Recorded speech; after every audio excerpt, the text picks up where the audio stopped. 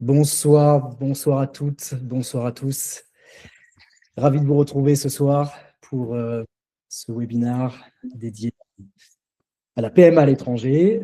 Je suis Hugo, je vois qu'Anne-Sophie est également connectée, docteur Anne-Sophie Matous, bien sûr, se présenter. On vous invite donc, on va attendre un petit peu que tout le monde est là et on va faire une petite introduction à ce moment. Déjà, Anne-Sophie, comment vas-tu ?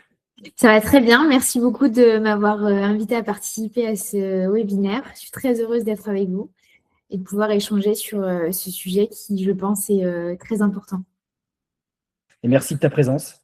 C'était important pour nous de pouvoir compter sur un médecin, gynécologue spécialiste PMA français qui puisse apporter un éclairage aussi sur les questions qu'on se pose et qu'on est nombreux à se poser dans ces parcours.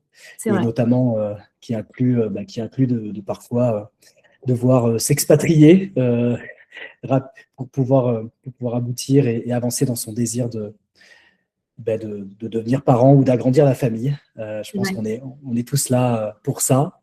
Donc, en attendant ce que je vous propose, en attendant que les tout derniers participants nous rejoignent, on a prévu une petite façon de mieux connaître finalement qui est présent et quelle est votre situation.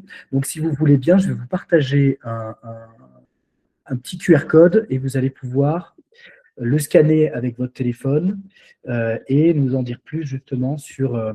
c'est en fait finalement un questionnaire, vous allez voir, c'est très simple, il n'y aura que 3 questions, on ne va pas vous surcharger, mais au moins ça permet de voir en temps réel qui est présent, qui participe. Et bien sûr, c'est 100% anonyme, hein, donc aucun problème de ce côté-là, c'est simplement pour savoir. Donc si vous pouvez scanner avec votre téléphone le QR code et répondre à la petite question, comme ça, voilà, je vois qu'il y a déjà des personnes qui sont allées vite, qui sont vite. C'est très bien. On sait qu'il est lundi soir et un peu tard, donc on va rester. Oui, j'utilise. Bon, il y en a certains, en effet, qui sont sur leur téléphone. Ça, vous êtes excusés dans ces cas-là.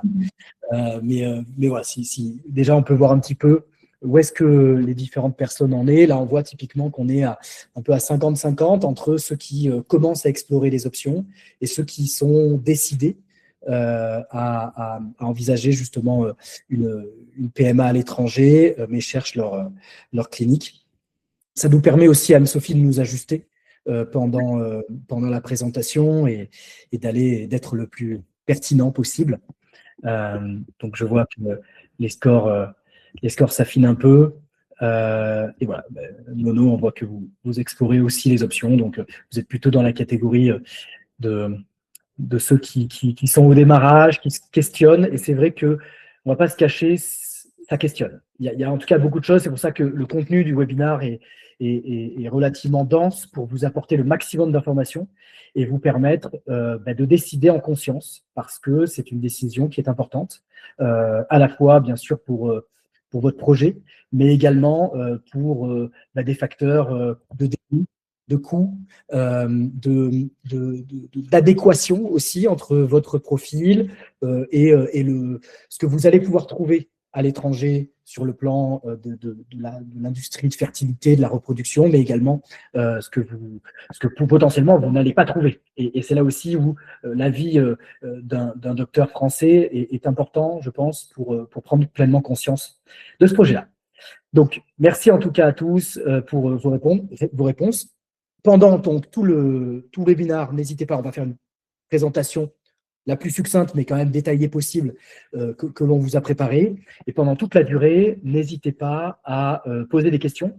Il y a des membres de notre équipe qui sont là, notamment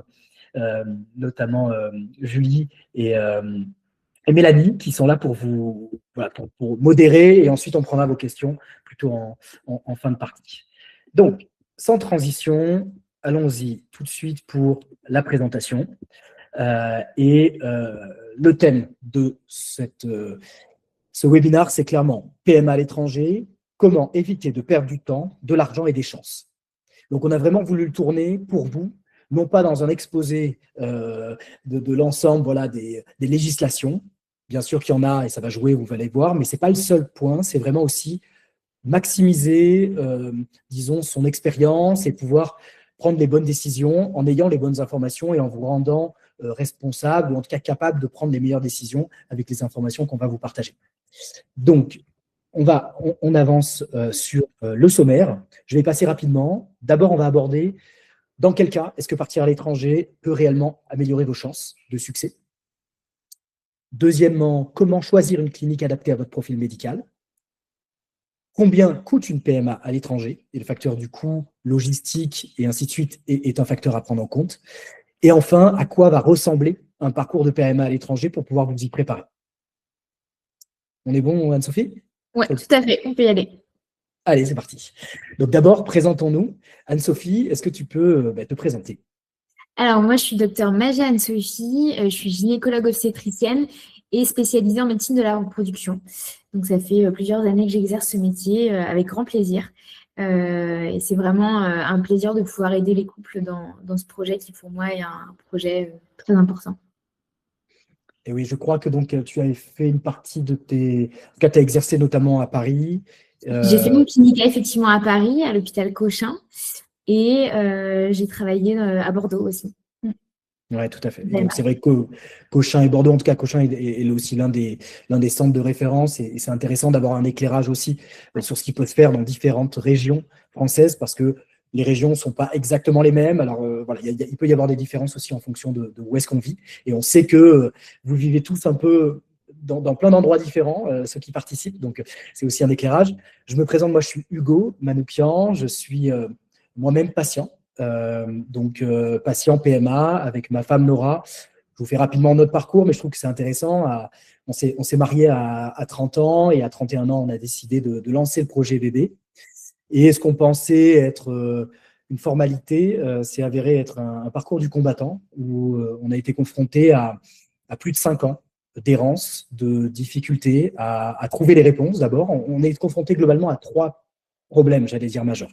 Premièrement, on n'y connaissait pas grand-chose à la fertilité. C'est-à-dire qu'en fait, on se rendait compte que notre connaissance générale de comment ça fonctionne était limitée, donc on a dû tout apprendre et essayer de mieux appréhender ces sujets. Deuxièmement, l'orientation, qui aller voir, quels examens sont clés à faire, qui sont les bons centres en France, même les centres d'examen, comment on va choisir même son médecin ou sa clinique ou son hôpital en France, ou en tout cas, qu'est-ce qui est important à notre échelle. Et puis enfin, c'est le point même de comment faire avancer le diagnostic. Dans notre situation, on a connu malheureusement près de 5 arrêts de grossesse à des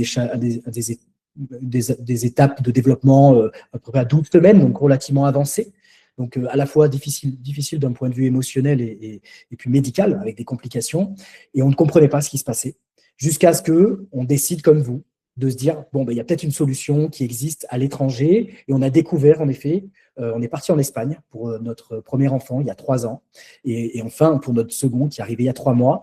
Mais tout ça pour bénéficier d'un test préimplantatoire. On va en parler. Hein, c'est l'un des sujets qui fait l'attrait de ces destinations, le fait de pouvoir bénéficier de diagnostics préimplantatoires, mais également d'autres, voilà, peut-être de certaines facilités, notamment de délai que l'on a pu avoir dans notre parcours. Donc l'histoire, bien sûr, c'est bien fini. En revanche, j'ai été très seul et on a été très seul avec ma femme Nora pour choisir où aller, pourquoi y aller, qu'est-ce qu'on pouvait en attendre, quel était le budget, quels étaient les délais, la logistique, enfin, voilà, très seul. Et c'est pour ça qu'aujourd'hui, j'ai fondé Noah pour accompagner le maximum de patients à faire leur expérience de PMA à l'étranger dans de meilleures conditions et à pouvoir être accompagné, guidé et pas seul. Donc, sans transition, allons disons dans le démarrage. C'est vrai qu'on se pose beaucoup, en tout cas, on entend beaucoup parler parfois de différences. Et donc voilà, aujourd'hui, entre la France, moi ce que je voulais rappeler, c'est que la France, il y a un bon niveau médical général, mais il y a aussi parfois des contraintes. Alors, c'est vrai qu'Anne-Sophie, on dit parfois que la France est un peu en retard sur notamment l'Espagne, hein, qui est la grande destination. Est-ce que pour toi, c'est vrai médicalement? Alors, sur ce point, je dirais oui et non. Je m'explique. Je dirais qu'elle n'est pas en retard, car comme tu l'as bien dit, la France offre quand même beaucoup de possibilités médicales avec des taux de réussite qui sont quand même relativement bons. En plus, avec les nouvelles lois de bioéthique de 2021 qui ont permis à d'autres patients d'avoir recours aux dons de gamètes, comme les femmes seules, les couples de femmes, et la grande révolution qui est la préservation de la fertilité, qui est une grande avancée. Je pense que la France s'est un petit peu rattrapée sur le retard qu'elle avait. Mais il y a effectivement du retard sur ce qu'on appelle le DPI, c'est le fameux diagnostic préimplantatoire, qui pour moi est l'avancée majeure et c'est ce qui nous différencie la France et les autres pays sur la prise en charge en PMA. On sait que les grossesses, effectivement, elles sont de plus en plus tardives, une qualité ovocytaire qui est plus tardive, qui est moins bonne, et des embryons de moins bonne qualité. Et ça, le DPI nous permet vraiment de diagnostiquer la qualité embryonnaire et vraiment, ça nous permettrait d'éviter les échecs chez les patients et d'éviter de leur faire perdre du temps. Et tout à fait. Et c'est vrai que là-dessus, on verra, hein, il y a à la fois médicalement et ensuite il y a tout le reste légalement, donc on va aborder juste après. Je vous invite également à regarder, ou à visionner ou à écouter l'épisode de podcast Fertile, qui est le podcast que l'on développe et avec plaisir chez Noah pour voilà, pouvoir apporter des regards différents sur la fertilité. Notamment, il y a un épisode avec Virginie Rio, qui est la présidente du collectif BAMP, qui est un collectif de patients, et qui explique notamment certaines des différences et les combats qui sont encore en cours pour accéder à de nouvelles possibilités. Donc, ok, déjà ça c'est intéressant. Et si on va un peu plus sur justement les éléments factuels qui sont des différences. Donc, typiquement, ce que l'on constate aujourd'hui, et ensuite Anne-Sophie, bien sûr, tu réagis, mais qu'il y a des délais qui sont parfois un peu plus longs en France.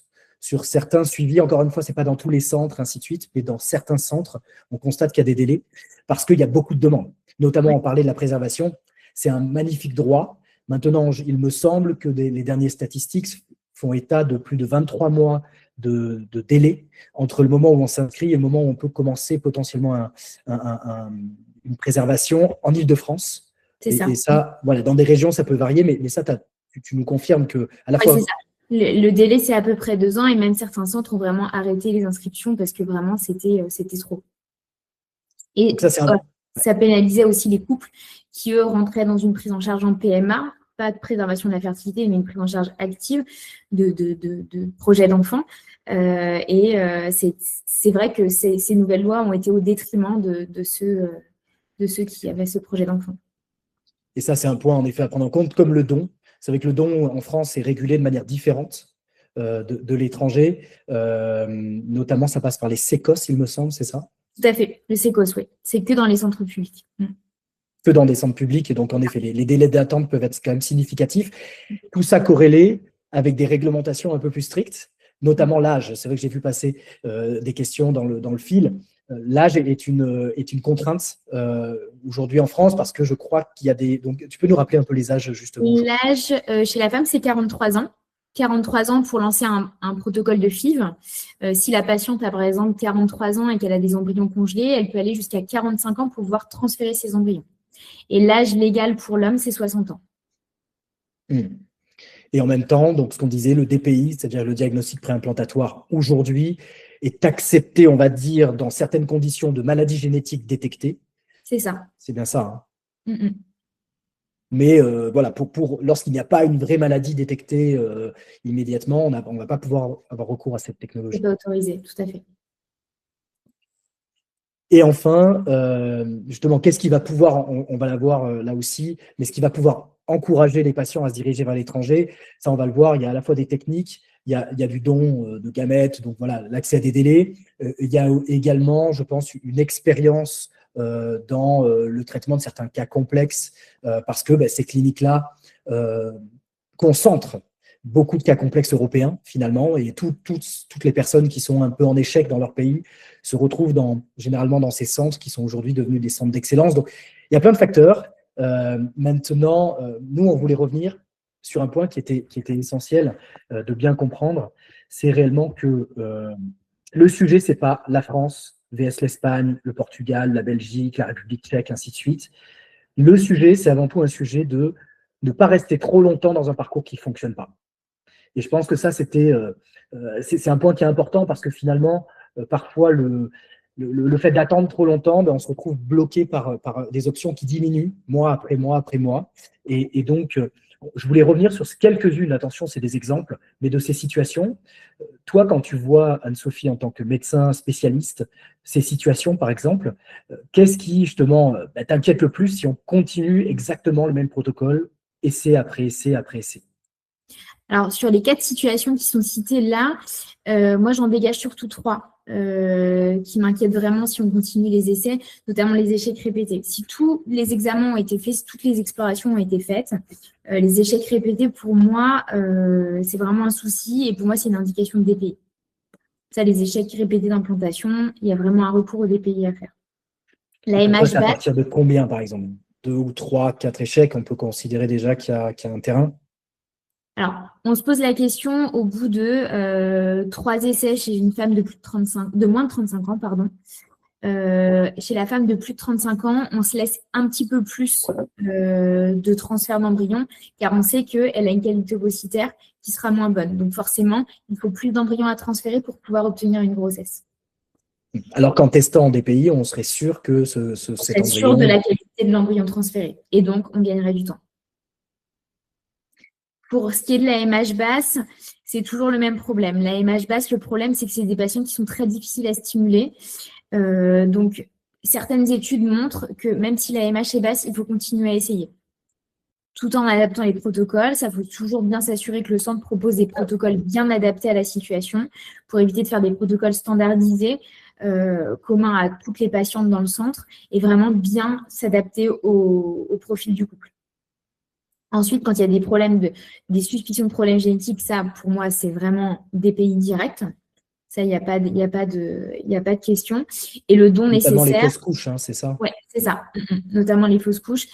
Les fausses couches, il faut savoir que c'est souvent dû, alors il y a les problèmes au niveau de l'endomètre, mais c'est souvent dû à des problèmes génétiques au niveau de l'embryon qui ne peuvent pas être diagnostiqués du coup en France. Et le DPI a tout son intérêt. Et pour le don, pour moi, c'est si la patiente a un âge déjà un petit peu avancé, il ne faut pas attendre d'aller à l'étranger. Si la patiente le souhaite et peut y aller, je pense que c'est une bonne option pour vraiment lui faire gagner du temps parce qu'effectivement, en France, comme on l'a dit, le délai d'attente est d'environ 2 ans. Merci pour ces explications. Et on voit bien que finalement, c'est à la fois une question de clarté sur votre dossier médical et ce qui a été réellement fait, tenté déjà en France, mais en même temps, de temps que vous vous donnez et de chances de succès. Parce que tout est corrélé. Et c'est vrai que si vous vous donnez de très nombreuses années, peut-être qu'il y a des choses, mais on voit bien qu'il y a une question aussi de combien de temps en refaisant un peu la même chose, c'est-à-dire avec des taux de succès qui restent parfois relativement bas. Donc concrètement, on vous a préparé quelque chose d'assez simple, mais voilà, qui veut dire pour vous toutes et vous tous, si vous êtes dans cette situation, a priori, médicalement, c'était aussi la question que je voulais te poser, mais en lisant un petit peu ces éléments, parmi ces situations, lesquelles sont pour toi, Anne-Sophie, des vrais signaux médicaux qu'il faudrait envisager une autre stratégie et qui peut passer par l'étranger? Alors, pour moi, c'est les situations vraiment appropriées, c'est les échecs d'implantation répétés. Bien sûr, si toutes les explorations ont déjà été faites, hein, d'un point de vue, toutes les analyses ont déjà été faites en France, donc les échecs d'implantation répétés, les fausses couches inexpliquées. Comme on l'a dit, la MH basse, c'est toujours, ça se discute. Le besoin de DPI, forcément. Le don rapide aussi pour vraiment gagner du temps. L'infertilité masculine sévère peut, mais je pense qu'en France, on est quand même pas trop mal sur la prise en charge de l'homme avec quand même certains laboratoires qui proposent vraiment des techniques très poussées vraiment pour pouvoir pallier à ce problème. Et effectivement, le parcours long sans diagnostic clair, c'est souvent génétique le problème et le DPI a tout son intérêt. Maintenant, passons à l'étape d'après, c'est-à-dire une fois que, OK, j'ai l'impression, et pour certains d'entre vous, vous étiez dans la phase où vous vous interrogez sur la nécessité ou pas, on a donné quelques éléments de réponse. Maintenant, il faut se dire, OK, vers qui je me tourne? Parce que c'est vrai qu'aujourd'hui, on le sait, en Espagne, on a, rien qu'à Barcelone, il y a 40 cliniques de fertilité. En France, je ne sais pas combien il y a de centres, mais je crois qu'il y a une cinquantaine de centres en France de PMA de mémoire, je peux me tromper. C'est environ ça, oui. Donc, on se rend compte, quoi. Dans une ville espagnole, on a 40, on a près de 90% de l'ensemble de la capacité française. Donc, l'Espagne est un très gros pays. Il n'y a pas que l'Espagne, il y a le Portugal. On va un petit peu les comparer, mais on va juste vous montrer qu'il y a des critères qui sont importants. Je vais passer assez rapidement parce qu'on va y revenir. Mais ce qu'il faut comprendre, c'est qu'il y a plusieurs dimensions à regarder. Il y a à la fois la dimension médicale. C'est vrai qu'il y a des profils, des cliniques qui sont plus spécialisés que d'autres dans certaines pathologies ou thématiques. Typiquement, il y a des cliniques qui font énormément de dons et qui ont un stock de donneuses et de donneurs qui est extrêmement élevé, donc ils vont pouvoir vous garantir des délais courts et également des dons de meilleure qualité. Il y a certains qui sont vraiment très experts dans le PGTA, donc le diagnostic préimplantatoire. Il y en a d'autres, par exemple, qui ont des taux de réussite pour des femmes de plus de 40, voire plus de 45, qui sont meilleurs parce qu'ils se sont spécialisés là-dedans. Donc, les critères, bien les maîtriser, savoir quelle est réellement votre situation pour pouvoir ensuite vous orienter. Ensuite, il y a des critères paramédicaux. Donc là, c'est ce qui va être important pour vous en termes d'ambiance générale, j'allais dire, dans la clinique. Quelles sont les rapidités de prise en charge, mais aussi, est-ce que c'est une grande clinique avec un très gros volume, mais une personnalisation peut-être un peu inférieure, ou est-ce que c'est à taille humaine, vraiment proximité forte, et un peu moins de volume aussi, donc il faudra tempérer les deux en fonction de votre situation, et également, quels sont les avis médicaux que vous pouvez avoir, et enfin, les critères logistiques, la ville et le pays, parce qu'en effet, en fonction des pays, il y a des législations, il y a aussi des contraintes parfois de déplacement qu'il faut prendre en compte, parce qu'il va falloir s'y rendre à plusieurs reprises, et puis les coûts aussi, le devis qui vous est fait par la clinique. Nous, justement, ce qu'on voulait faire, c'est vous redonner 3 conseils. C'est bien comprendre votre dossier. En fait, c'est-à-dire d'avoir une vue sur tout ce que vous avez tenté, où est-ce que vous en êtes exactement, quels sont vos besoins, qu'est-ce que vous allez chercher finalement sur la clinique.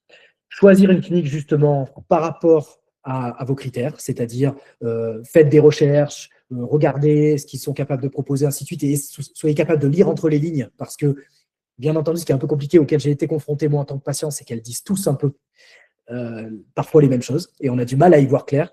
Donc c'est vrai que nous, on fait un travail d'audit et de clarification, parce que sinon, on n'arrivait pas à avoir des informations exactes. Donc ça, c'est un point qui est important, je pense. Et pas uniquement, voilà, mon point, c'est que ça ne peut pas être uniquement sur le prix, parce que ce qu'il faut bien comprendre, c'est qu'en PMA, on est dans de l'incertitude. Et peut-être vous allez vous dire, tiens, il y a X centaines d'euros de différence, mais à la fin, si ça donne pas un succès, donc ça donne un échec, ça ne marche pas, eh bien, il faut tout recommencer à zéro, avec à nouveau le même prix à payer, ainsi de suite. Donc, voilà, je trouve que c'est important, bien sûr, de regarder une équation qualité-prix, mais d'équilibrer quand même les deux pour maximiser ses chances d'être dans de bonnes conditions et de pouvoir réussir.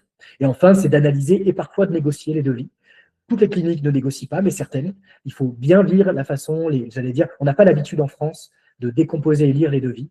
En revanche, il y a bien sûr la capacité à parfois aménager certains prix, typiquement dans des cas de tests génétiques, on va pouvoir parfois arrondir les angles, j'allais dire, des devis pour optimiser. Le message clé, mais c'est vrai que il n'y a pas de bonne ou de mauvaise, je ne fais pas du Astérix Obélix, mais il n'y a pas de bonne ou de mauvaise clinique, mais s'il y a des cliniques adaptées à votre cas ou pas. Et je pense que c'est le point important. La question pour toi, Anne-Sophie, c'est qu'on parle souvent des taux de réussite des cliniques. En réalité, qu'est-ce qui fait que pour toi, une clinique, elle est adaptée ou pas à un profil médical de certains patients qui sont avec nous? Pour moi, il y a trois paramètres dans les réussites d'un parcours de PMA. Je pense que toutes les cliniques se valent en termes de réussite, mais je pense que c'est l'aiguillage et le choix de la bonne clinique qui fait que les taux de réussite sont bons. Premièrement, il y a le laboratoire. Moi, je trouve que le laboratoire, c'est vraiment un élément central sur les taux de réussite. Par exemple, chez un couple où il y a une infertilité masculine, où la réserve ovarienne est basse, où la patiente a un âge, alors je vais dire avancé, mais on n'est pas sur une patiente âgée, je pense qu'il faut choisir un laboratoire qui a des techniques de pointe. clairement au laboratoire pour avoir les bonnes techniques de fécondation, le DPI, vraiment que ce soit technique de pointe. Donc, Ensuite, laboratoire, c'est bien là où la fécondation, c'est finalement, ça. elle a lieu, c'est tout le matériel. Il faut savoir que ça représente des millions d'euros parfois d'équipement. Ça coûte très, très cher. Et en effet, nous, on audite aussi, justement, réellement les matériels qui sont utilisés, parce que je pense que ça fait une différence. Ouais. Deuxièmement, je pense que c'est l'équipe médicale. Je pense qu'il faut choisir une équipe médicale qui a l'habitude de voir tel profil de patient. Par exemple, une patiente qui a un syndrome des ovaires polykystiques, une AMH basse, une patiente avec un syndrome des antiphospholipides. Je pense que toutes les équipes ont l'habitude de voir différents profils de patientes, mais vraiment cibler, peut-être avoir des avis d'amis ou autres qui sont allés dans telle clinique avec tel profil. Je pense que ça, c'est important. Et après, moi, ce que je trouve très important, c'est vraiment voir si l'équipe s'adapte et fait des protocoles standardisés ou personnalisés. Ça, je pense que c'est vraiment une clé pour la réussite. Et vraiment, je pense que Noah aussi peut vraiment aider au choix de la clinique en ce sens pour vraiment aiguiller les patients. Et c'est vrai que c'est parce que finalement, on compare beaucoup les coûts, et c'est normal, hein, je pense que c'est un élément important. On parle quand même d'enveloppes, et on va y revenir sur le coût total, mais qui sont significatives. Et donc, c'est important d'avoir en tête ces éléments-là. Qu'est-ce que vous allez pouvoir voir, hein, on vous enverra bien sûr la présentation pour que vous regardiez en détail, mais globalement, voilà les 4 grands pays aujourd'hui. On voit que voilà, l'Espagne est largement, en tout cas aujourd'hui, l'un des plus gros pays, voire le plus gros pays de loin, et que les prix moyens varient entre 5 et 6 000 euros pour une FIV simple, à près de 9 000 euros pour une FIV avec PGTA, et pour des FIV avec don d'ovocytes dans lequel on fait un PGTA, c'est-à-dire un test de préimplantation. Voilà, on avoisine les 11 000 euros, et pour des méthodes type ROPA, voilà, tout est noté ici. Vous allez pouvoir voir que le Portugal est légèrement inférieur, mais il y a des restrictions légales différentes, notamment sur le don. Enfin, restrictions. Il y a des spécificités légales pour le don qui n'est pas anonyme à 100%. La République tchèque est moins chère. Voilà, il faut bien se renseigner. Il y a peut-être quelques centres de référence, mais voilà, c'est légèrement moins cher que peut-être certains centres espagnols. Et la Belgique est à peu près au niveau des centres espagnols. Donc, en fait, ce que vous pouvez voir là, c'est qu'aujourd'hui, on constate qu'un prix total, et on va y revenir, il faut également y ajouter certains postes, parce que ça, c'est ce prix qui est demandé par la clinique. En revanche, vous allez avoir des postes, bien sûr, additionnels comme des médicaments, alors qui peuvent être inclus en France, on va y revenir, Anne-Sophie, tout dépend de la couverture, si les conditions de sécurité sociale sont remplies. Tiens, est-ce que tu peux nous en dire plus justement là-dessus, dans quelle mesure, par exemple, la prise en charge des médicaments, elle est simple ou pas? Alors, la prise en charge des médicaments, elle peut être effectuée. Donc, il faut que le couple qui a consulté à l'étranger consulte un gynécologue en France qui lui refasse les ordonnances. Et il faut pouvoir avoir encore des tentatives de disponibles. C'est-à-dire qu'en France, on a le droit à 4 tentatives de FIV, sachant qu'une tentative, c'est une stimulation avec ponction et avec transfert d'embryon. S'il n'y a pas eu de transfert, la tentative ne compte pas. Donc, si par exemple un couple avait fait 3 FIV en France et qu'il en reste une et qui tente une FIV en Espagne, là, ils peuvent bénéficier de la prise en charge par la sécurité sociale. Il faut aussi que la patiente ait moins de 43 ans. Tout à fait. En plus, il faut regarder donc des coûts parfois d'hospitalisation dans les cliniques qui ne sont pas incluses dans le devis de base ou d'anesthésie, des options. Et là, attention aux options, parce qu'il y en a un peu partout. Et chaque clinique fait sa présentation différente. Donc, typiquement, des conditions de culture des embryons jusqu'à J5, le time-lapse, qui est une forme de caméra qui prend en photo de manière extrêmement régulière le développement des embryons, qui est honnêtement nécessaire, mais qui parfois est facturé en plus. Donc, c'est-à-dire toutes les cliniques l'utilisent la plupart, mais ils te le facturent en plus parfois pour près de 500 euros. Donc, attention à ça aussi. Ou bien des options de vitrification, c'est-à-dire de congélation rapide. Le PGTA, voilà, est souvent facturé à part, mais ça, vous l'aurez dans le devis. Et bien sûr, les déplacements. Donc, en fonction des villes, des moments dans l'année aussi. Moi, typiquement, je suis parti à Barcelone. Il y a eu un moment où c'était en plein mois de juin-juillet. Les tarifs des hôtels et tout étaient extrêmement chers. Donc, il faut aussi prévoir ce genre de choses lorsque vous envisagez les coûts totaux. Les aides disponibles, on va l'aborder rapidement, mais donc il existe des aides à la fois de financement via certaines cliniques, des paiements en plusieurs fois, alors qu'ils ne sont pas courants, on ne va pas se cacher, et notamment pour la population française, c'est assez compliqué, parce qu'aujourd'hui, très peu de partenaires bancaires français acceptent de couvrir ce type de dépenses. On est en train un peu d'y travailler, on espère avoir des solutions, mais aujourd'hui, c'est quand même assez compliqué. Et également, la prise en charge donc, de la CPAM, qui est accordée suivant des critères relativement précis. Ça, Anne-Sophie, je ne sais pas si tu as un éclairage là-dessus à donner particulier. Alors, il faut déjà l'accord, en fait. Il faut que le médecin en France fasse une demande auprès de la CPAM pour montrer que c'est justifié d'aller en Espagne pour le temps, pour les chances de conception pour le couple et la femme. Et il faut l'accord de la CPAM. Et comme je vous l'ai dit tout à l'heure, il faut qu'il y ait au moins des tentatives encore disponibles et que l'âge soit dans l'âge réglementaire en France. Oui, tout à fait. Il y a des petites subtilités, par exemple, si vous n'êtes pas éligible au test diagnostic préimplantatoire en France, donc si vous n'avez pas une maladie génétique déclarée, vous ne pouvez pas vous faire rembourser pour un soin qui comprend un DPI à l'étranger. Donc, il y a quand même quelques petites spécificités là aussi. On est en train de créer un guide et puis une aide factuelle à pouvoir l'obtenir. Avançons sur à quoi ça ressemble. Un parcours de PMA à l'étranger. Est-ce que, justement, Anne-Sophie, tu peux nous guider dans ce parcours? Est-ce qu'un suivi médical, il est possible aussi en France? Comment en fait, on le gère ça en tant qu'aussi médecin français? Tout à fait. En général, donc, quand les couples partent à l'étranger, ils ont déjà eu en général un suivi avant. Et c'est bien de garder le lien avec l'équipe si ça s'est bien passé, de garder le lien avec l'équipe en France. Car vraiment, l'équipe en France peut aider, notamment pour refaire les ordonnances, pour éviter les déplacements à l'étranger, notamment au moment des monitorings. Les monitorings, c'est quand on fait les échographies en cours des stimulations et les prises de sang pour éviter les allers-retours juste pour une échographie. Alors, en général, le lien avec la clinique étrangère se fait avec le patient. Les médecins en France, en général, ne font pas le lien avec les cliniques. C'est vraiment aux patients de le faire. Mais on peut les aider pour éviter qu'ils se déplacent trop souvent à l'étranger. Et le couple va aller à l'étranger pour faire soit les consultations. Alors, ils sont très ouverts aux téléconsultations. Donc ça évite aussi de faire des déplacements.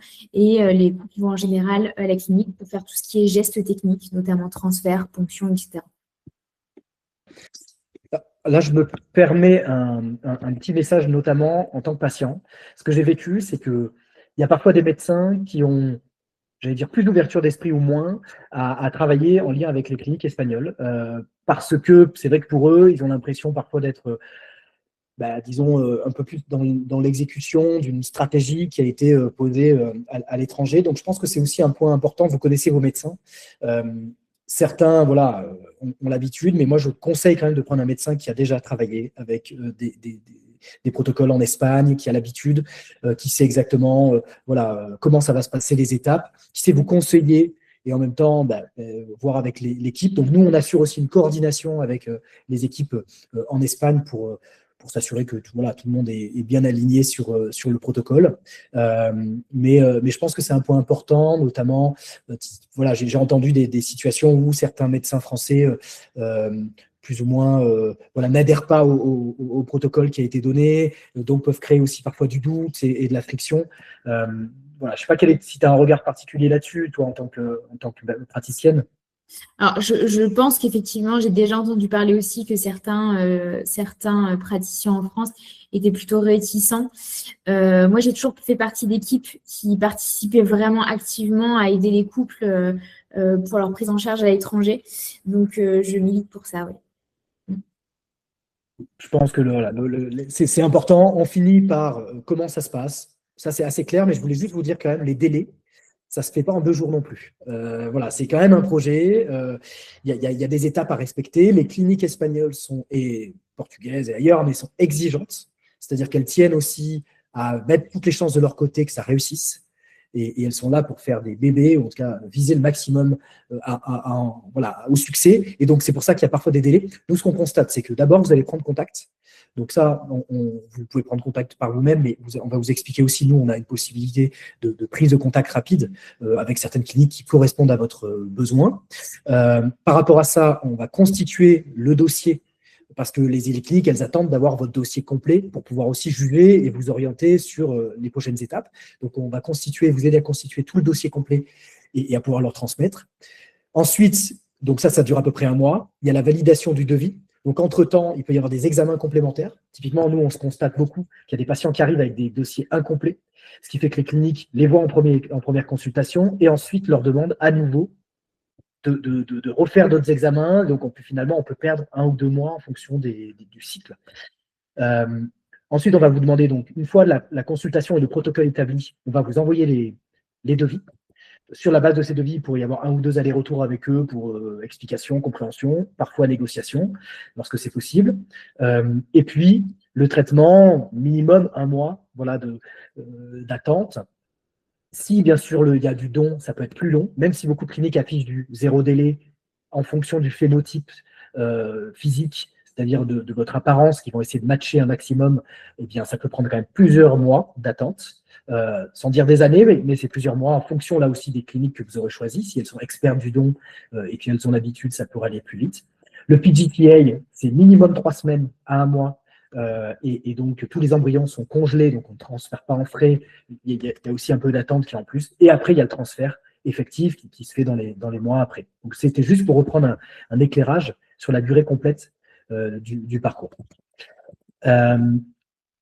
Et donc, on arrive à la fin. On va prendre bien sûr quelques-unes de vos questions, mais on voulait vous indiquer concrètement comment avancer.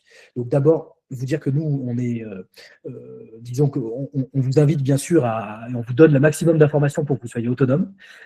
Notre mission, nous, c'est de raccourcir les délais et l'incertitude.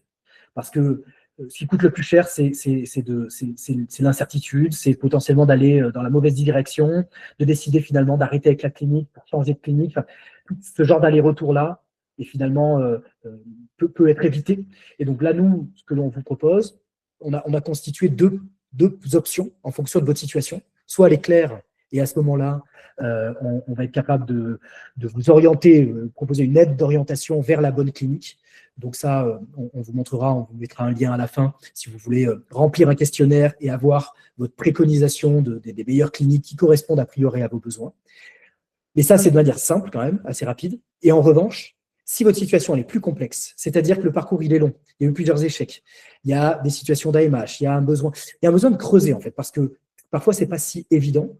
À ce moment-là, nous on propose une analyse plus approfondie où Anne-Sophie et des médecins partenaires participent à relire vos dossiers, être sûr qu'on a bien identifié les bons sujets pour les envoyer aux bonnes cliniques, mais de manière un peu plus précise, et également vous faire bénéficier d'un accompagnement personnalisé, un peu plus premium, j'allais dire, c'est-à-dire on est avec vous. Voilà, on ne vous lâche pas, on est avec vous jusqu'au moment où vous allez bien sûr signer et lancer votre protocole.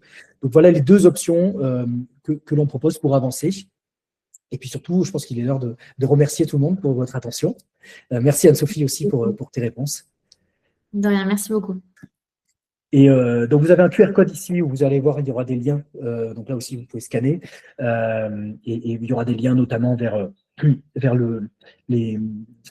le questionnaire d'orientation. Mais ce que je vous propose, c'est qu'on prenne quelques questions, le maximum qu'on puisse dans le temps imparti.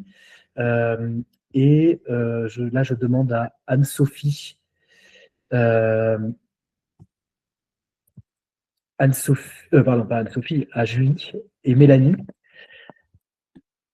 Donc, Julie et Mélanie, si vous avez les questions, ou on les prend à la file, si vous voulez aussi. Oui, bonjour tout le monde. Oui, on a commencé un peu à noter les questions. Alors, on en a eu beaucoup, donc on ne pourra pas répondre à toutes. Mais si vous scannez le QR code, vous verrez, vous avez plusieurs moyens de rentrer en contact avec nous, donc n'hésitez pas à nous contacter. La première question à laquelle on voudrait répondre, c'est est-ce que le DPI est appréciable quand on a une bonne réserve? Donc, je pense Anne-Sophie? qu'en gros, la question est voilà, entre le lien entre le DPI et la réserve ovarienne, quoi. Pour ma part, je pense que le lien entre le DPI et la réserve ovarienne, il n'y en a pas trop. C'est-à-dire qu'on a beaucoup de situations, même de patientes jeunes, avec des bonnes réserves ovariennes qu'on arrive bien à stimuler et obtenir des embryons. Et on leur fait par exemple 10 transferts d'embryons et ça ne fonctionne pas. Dans ces cas-là, par exemple, pour moi, c'est une indication à faire du DPI. Car c'est un peu comme une infertilité inexpliquée. La réserve est bonne, on arrive à stimuler, on a des embryons et les embryons ne s'accrochent pas. Sous réserve de bien avoir fait tout ce qui est test endométrio pour être sûr qu'il n'y ait pas de facteurs aggravants à ce niveau-là. Mais pour moi, c'est une bonne indication de faire du DPI. Super. Alors, la deuxième question, c'est comment savoir la technique et les spécialisations des laboratoires dans les différentes cliniques? Alors là, il y a un peu plus de recherche. Et c'est vrai qu'on constate, vous pouvez aller voir sur les sites, l'information est assez fragmentée. Donc, bien sûr, vous renseignez par vous-même, mais c'est pour ça aussi que nous, on se lève tous les matins, c'est d'apporter une information claire et la plus neutre possible, basée aussi sur les retours d'expérience. Donc, à la fois, nous, on a interviewé certains médecins qui font partie des cliniques. On a essayé d'avoir aussi le détail de l'équipement du laboratoire, le nombre de cycles par an, par exemple, qui est fait sur du DPI. Combien de DPI ils font par an? Est-ce qu'ils en font 200 ou est-ce qu'ils en font 2000? Est-ce qu'ils ont un matériel spécifique? Qui est-ce qui gère vraiment l'analyse génétique derrière? Quels sont les taux de succès pour des situations, par exemple, couple, plus de 40 ans, DPI, don d'ovocytes. Voilà, il y a tous ces éléments un peu factuels qu'on va aller regarder. Mais sinon, il faut se renseigner et essayer de les avoir au téléphone et leur poser les bonnes questions. Alors, dans une question un petit peu similaire à la première, mais là qui est plus axée vraiment cycle de FIV, stimulation, etc., est-ce que le DPI est intéressant quand on n'a pas beaucoup de follicules lors d'un cycle et donc avant un transfert? Alors, je pense que oui, tout dépend un peu aussi de l'âge de la patiente. Je pense que si c'est une patiente jeune, il y a peut-être moins d'indications parce que la qualité ovocytaire, je pense, est quand même bonne. Si c'est une patiente qui a plus de 35-38 ans, il y aurait quand même une indication à faire du DPI pour, je pense, augmenter les chances et lui faire gagner du temps, surtout. Si la patiente peut être ouverte au don d'ovocytes, surtout si on n'arrive pas à obtenir beaucoup d'embryons à chaque fois, il faut toujours évaluer la balance bénéfice-risque à refaire des stimulations ou se dire, est-ce que là, vraiment, bon, on n'a pas beaucoup d'embryons, est-ce que ce ne serait pas plus raisonnable de passer directement en don d'ovocytes? Et tout ça se discute avec le couple et leurs souhaits et quelles techniques ils sont prêts à accepter. Alors, prochaine question, c'est quelles informations pouvons-nous avoir sur la donneuse en cas de FIV avec don d'ovocytes et est-ce que l'anonymat est garanti à vie? Alors ça, l'anonymat, c'est une vraie question. Il y a eu des changements de loi en France à partir du 1er septembre 2022. Tout dépend du lieu en fait, de prise en charge. En France, maintenant, la nouvelle loi dit qu'à partir des 18 ans de l'enfant issu de don, il a accès à l'identité du donneur. D'accord? C'est vraiment juste l'enfant issu du don. Les parents qui ont bénéficié du don, eux, par contre, ne peuvent pas demander l'identité. C'est vraiment que l'enfant. Après, pour ce qui est de l'étranger, ça dépend. Par exemple, en Espagne, il n'y a pas l'anonymat est respecté et dans d'autres pays, l'anonymat est comme en France peut être levé, soit à partir de l'âge de 18 ans, soit avant. Ou alors l'anonymat peut être levé en Espagne s'il y a des questions médicales importantes où il faut savoir si l'enfant, par exemple, a une maladie particulière, s'il faut savoir si le donneur a eu cette maladie ou pas. Oui, tout à fait. C'est vrai que par exemple, le Portugal, la loi dit qu'à partir de ses 18 ans, l'enfant issu du don pourrait prétendre à l'ouverture de l'anonymat. Mais il y a des conditions, ça n'a encore jamais été fait parce que la loi est passée en 2022 et donc la première, ce sera en 2040. Donc voilà, il y a encore des choses qui doivent se mettre en place. Et important aussi, la plupart des bonnes cliniques, notamment sur le fait que vous ayez...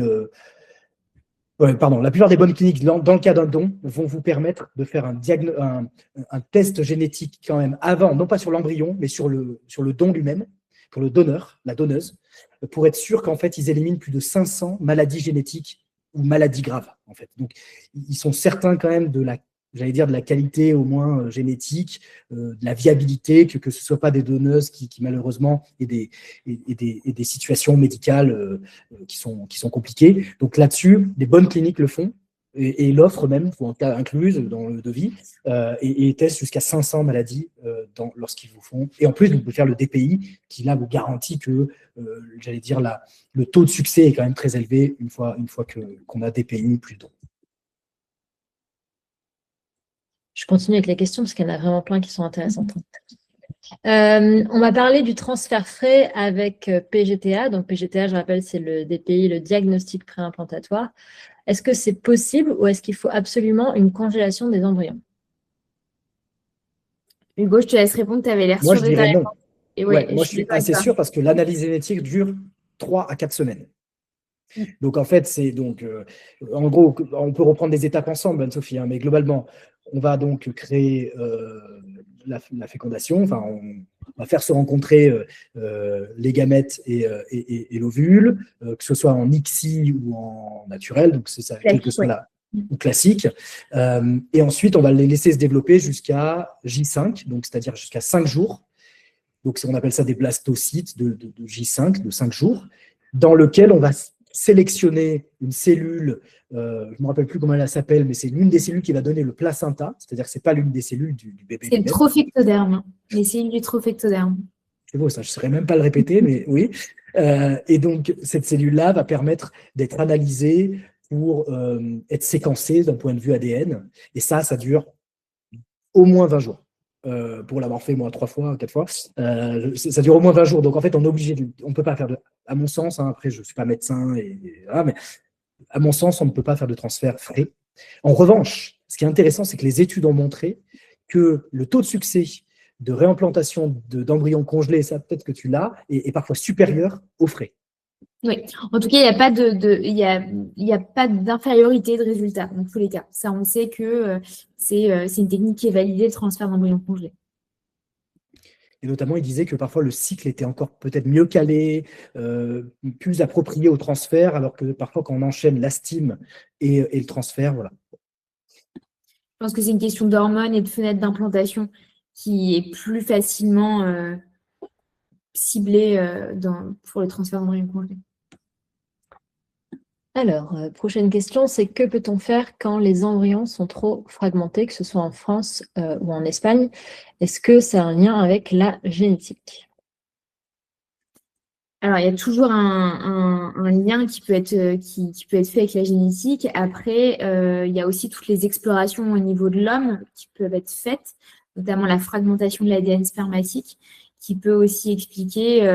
alors, moi, je suis plutôt côté gynécologie, pas biologiste, donc je ne m'aventurerai pas dans des explications très, très poussées.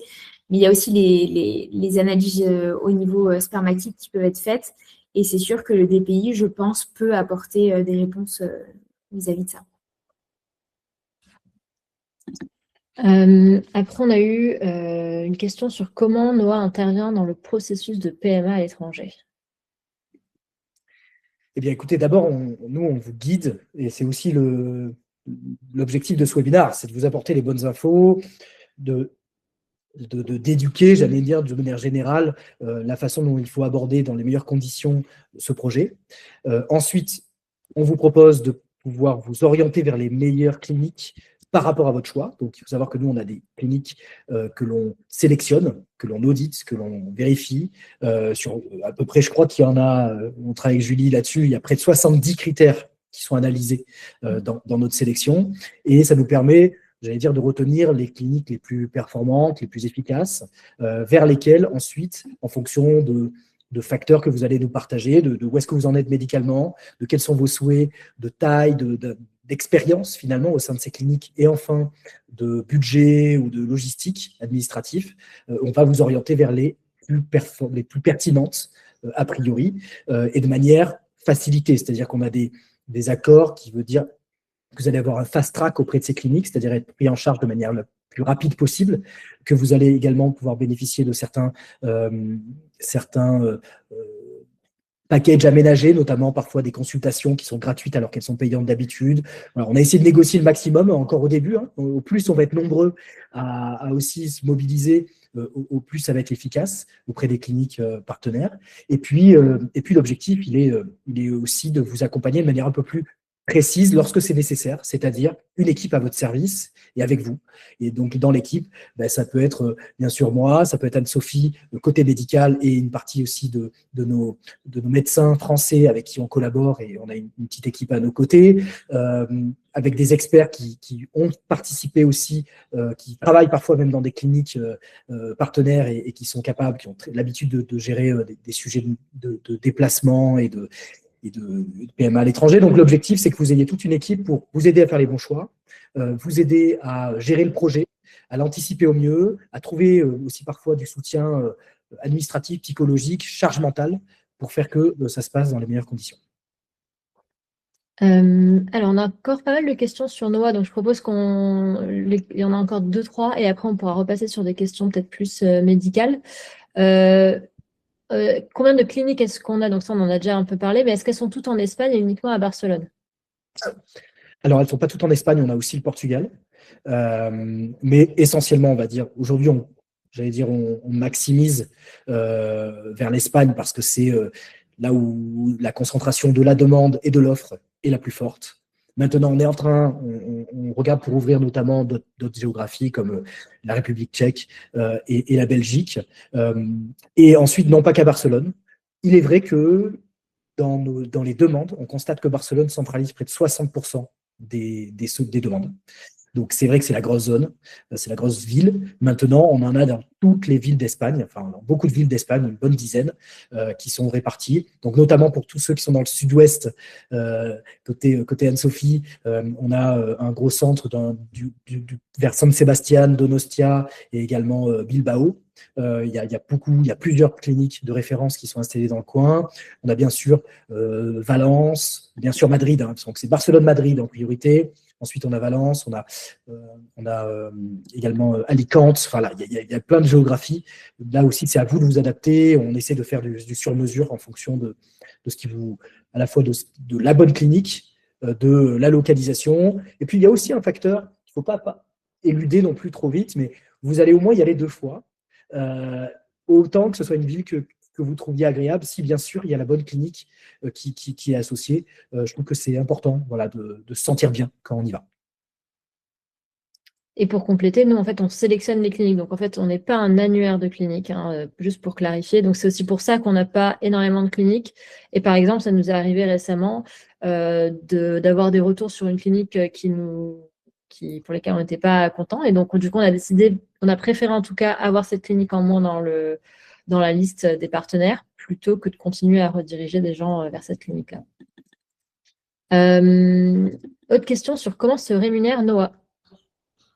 Noah se rémunère, donc on a des échanges de partenariat avec les cliniques. Donc les cliniques, en fonction de différents critères, mais globalement, participent de manière débiaisée, parce qu'en fait, nous, aujourd'hui, l'objectif, c'est qu'on puisse leur amener des patients qui sont qualifiés pour eux, et donc en échange, ils sont capables de nous rémunérer. Donc on est gratuit d'un point de vue patient. Ça, c'était le point qui était important, c'est-à-dire de ne pas faire payer les patients en plus sur leur processus, notamment dans une mise en relation relativement simple et un accompagnement limité. Et ensuite, on a un modèle plus premium sur lequel, là, on s'investit aux côtés du patient et on l'accompagne de A à Z sans le laisser seul sur aucune des étapes.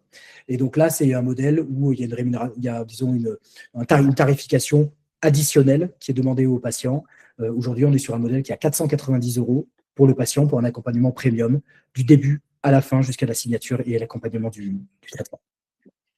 Et justement, on nous a posé des questions sur cet accompagnement premium. Voilà, un peu combien de temps est-ce qu'on peut, qu'est-ce que c'est exactement et comment ça peut nous aider d'un point de vue temps?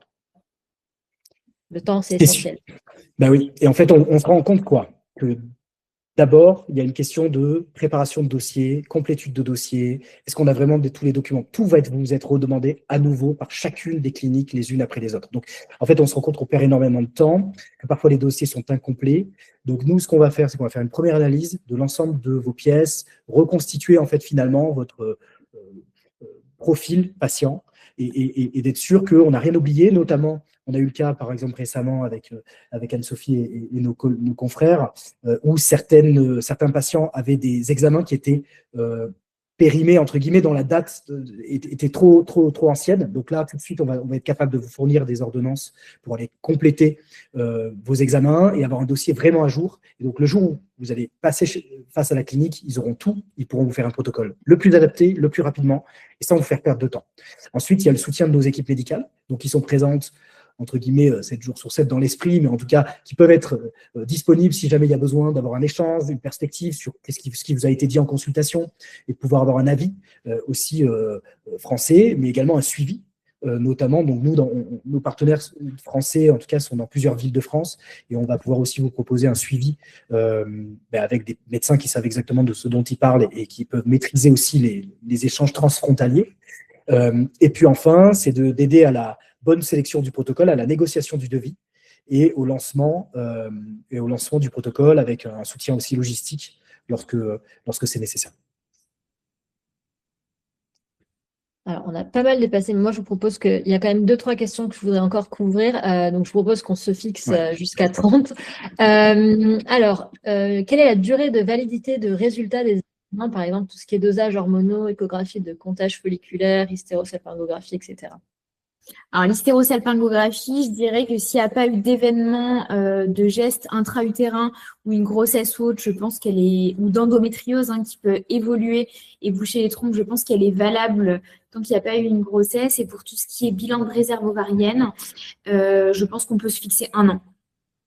1 an, au bout d'1 an, il faut refaire les bilans hormonaux et les échographies pour le comptage folliculaire. Ça, c'est voilà. Donc, ça, c'est pour la. Ouais, pardon. Les spermogrammes, par exemple, je me demandais. Spermogramme, ça dépend si le sperme est normal au tout début, je pense que 2 ans, 1 an, 2 ans, c'est bien. Si la qualité spermatique était déjà pas très bonne au début, je pense que si on refait une tentative, il faut recontrôler la qualité spermatique. Oui, et juste pour compléter, donc nous, on travaille donc étroitement avec les différentes cliniques qui sont partenaires, qui, elles, nous envoient une liste des éléments dont elles ont besoin donc en amont du premier rendez-vous et qui nous donnent aussi justement les délais un petit peu et s'il y a des examens à refaire. Donc, parce que chaque clinique a un petit peu ses standards, même si c'est quand même globalement la même chose. Mais si on vous accompagne là-dedans, on saura vous dire, voilà, pour telle clinique, vous avez besoin de faire ça.